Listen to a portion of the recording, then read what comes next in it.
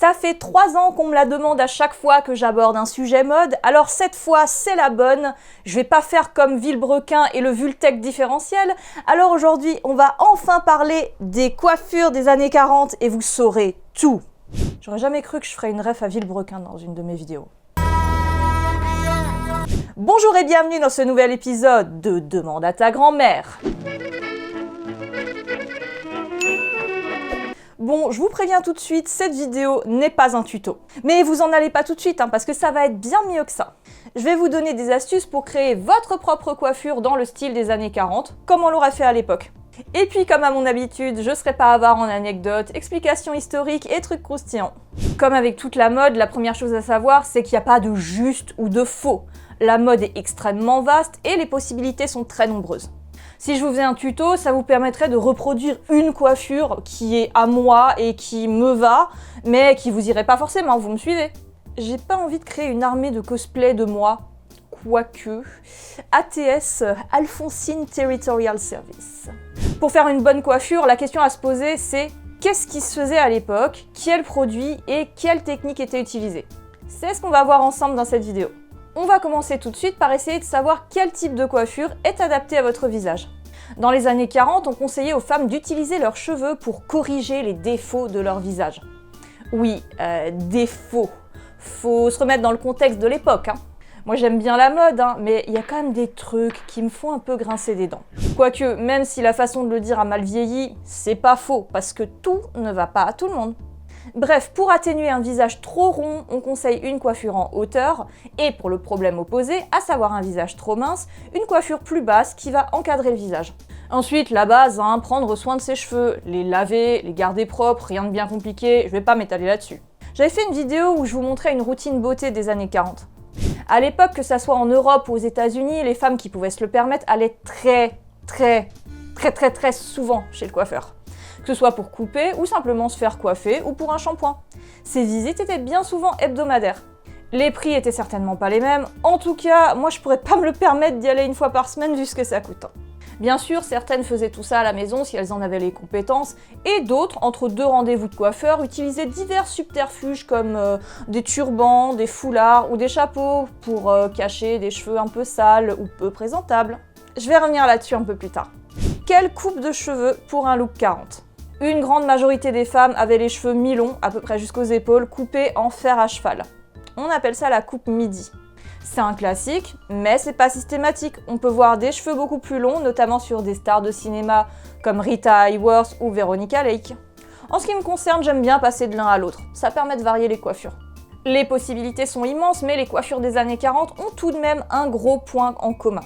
Les cheveux ne sont jamais raides. Oubliez le lisseur, les lissages brésiliens et autres techniques qui permettent de transformer vos cheveux en baguettes comme on rêvait d'en avoir en 1999.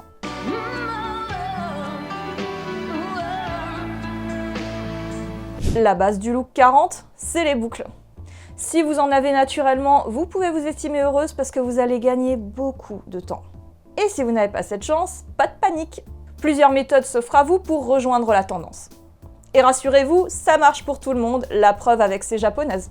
On peut dire par la même occasion que cette mode a fait le tour du monde. L'option la plus simple, qui est la plus commune et aussi la moins chère mais assez contraignante, c'est les bigoudis. Posés le soir sur cheveux mouillés, vous les retirez le lendemain pour créer votre coiffure. Dans le même genre, il y a aussi l'option pin curls, où vous enroulez des mèches de cheveux sur elles-mêmes et ensuite vous les faites tenir avec des bobby pins. Même contrainte que pour les bigoudis, il faut le coup de main pour bien les placer et c'est chronophage. Ensuite, il y a le fer à boucler, que je déconseille fortement parce que c'est contraignant. C'est long et en plus ça tient pas sur la plupart des gens. Quand t'as fini un côté de la tête, il y a des chances pour que l'autre soit déjà retombé. Sans oublier le risque de brûlure, que ce soit de la tête ou des cheveux à force de l'utiliser. Enfin, la dernière méthode, c'est la permanente. Et c'est vieux cette technique. Au 19e siècle, plus précisément dans les années 1870, on attribue l'invention d'une des premières méthodes de bouclage thermique permanent au français Marcel Gratteau. Mais le résultat le plus proche de la permanente moderne a été inventé début 1900 par l'allemand Karl Nessler. Il s'agit d'un système auquel il rajoute une solution chimique pour faire tenir les boucles, alors que le marcelling est une méthode uniquement thermique. Oui, on appelait ça le Marcelling ou encore le Marcel Wave. Karl Nessler a donc inventé les premiers modèles de la fameuse machine qu'on voit très souvent en photo et qui ressemble plus à un instrument de torture plutôt qu'un bon moment à passer chez le coiffeur. D'ailleurs, je plains la femme de Karl Nessler qui a malheureusement vu ses cheveux et son crâne brûler lors des premières expérimentations de la machine de son mari. Mais bon, d'autres coiffeurs y ont mis leur grain de sel et la technique va évoluer. C'est en 1938 qu'Arnold Willatt invente la Cold Wave.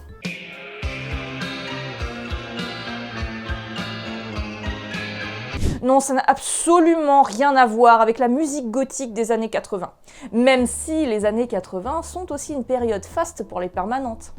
Tout est lié. Coïncidence? Je ne crois pas. La Cold Wave est donc une des premières techniques modernes et encore assez proche de ce qu'on peut trouver aujourd'hui. Maintenant, vous allez me dire que c'est mauvais pour les cheveux. Alors en fait, ça dépend des gens. Bien sûr, faut pas en abuser. Moi, j'en ai eu 3 et j'ai jamais eu de soucis. Oui, je sais, j'ai déjà les cheveux ondulés, mais bon, on n'en a jamais assez, hein. C'est pas Louis XIV qui dirait le contraire. Je pense qu'à partir du moment où les séances sont assez espacées, si vous n'avez pas des cheveux super fins et fragiles, ça devrait pas trop poser de problème. Au début du XXe siècle, certaines femmes faisaient des permanentes tous les 3 mois.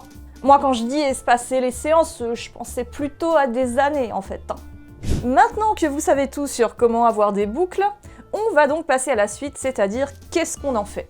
Avant ça, n'oubliez pas de vous abonner à ma chaîne pour découvrir tous les secrets de la mode des années 40, plein d'anecdotes historiques pour briller en société et bien d'autres surprises. Une des coiffures les plus emblématiques de l'époque reste les Victory Rolls. Le nom de cette coiffure viendrait d'une manœuvre exécutée par les pilotes dans l'aviation. C'était un genre de looping qui était vu comme une espèce de danse de la victoire. Et effectivement, la forme de cette manœuvre est non sans rappeler la forme des boucles sur la tête des dames. Bien sûr, cette coiffure était déjà en vogue avant et pendant la guerre, mais n'avait pas spécialement de nom à part rouleau, et même j'ai déjà entendu saucisse. Faut admettre que rouleau de victoire, c'est un peu plus stylé que coiffure saucisse.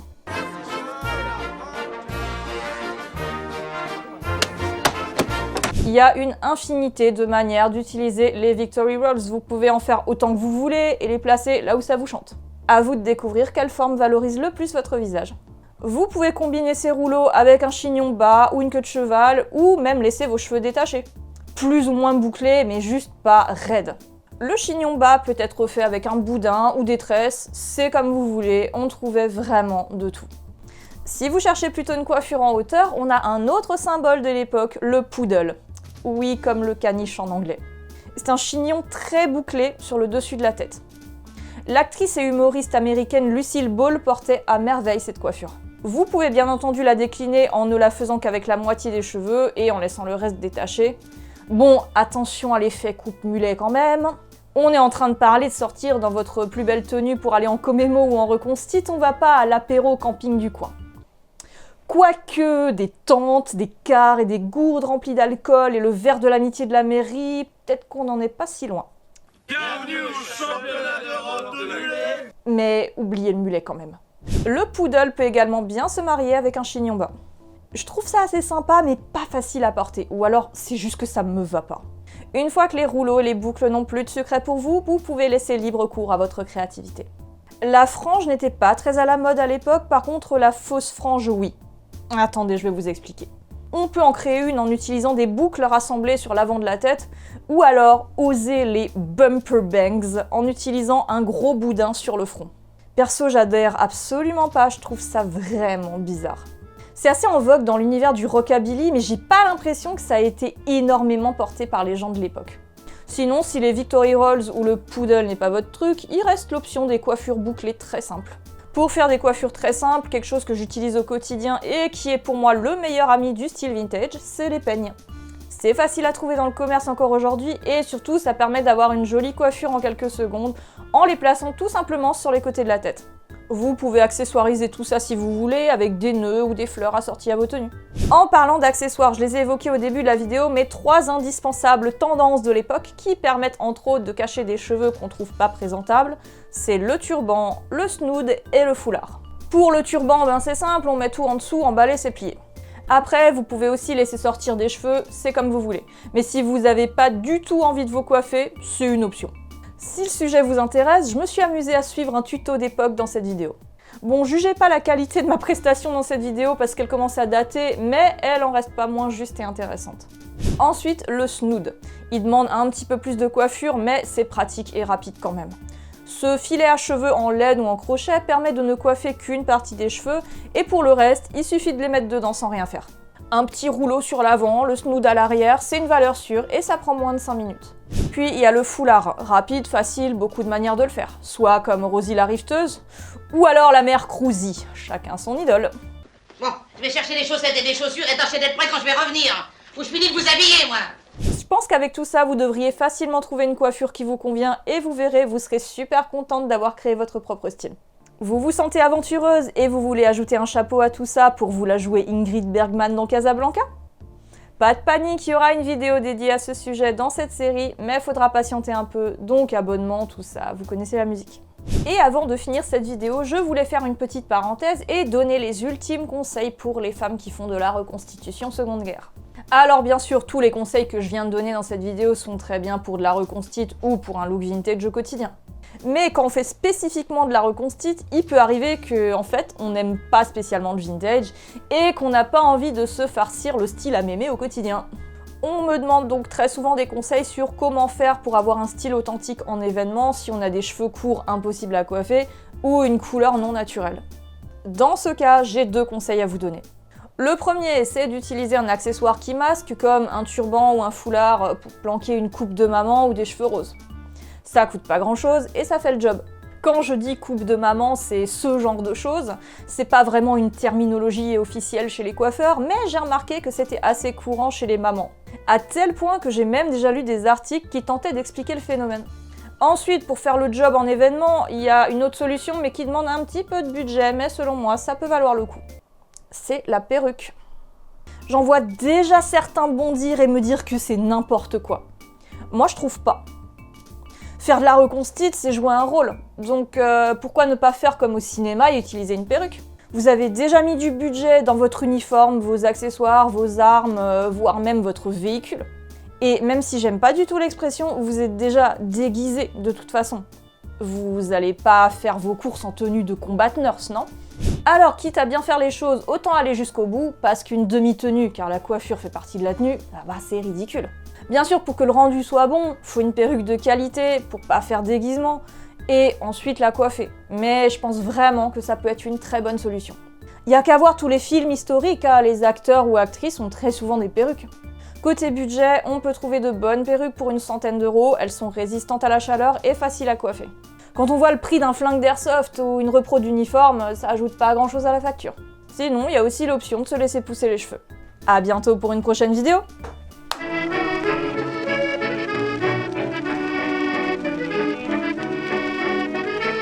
Thank you.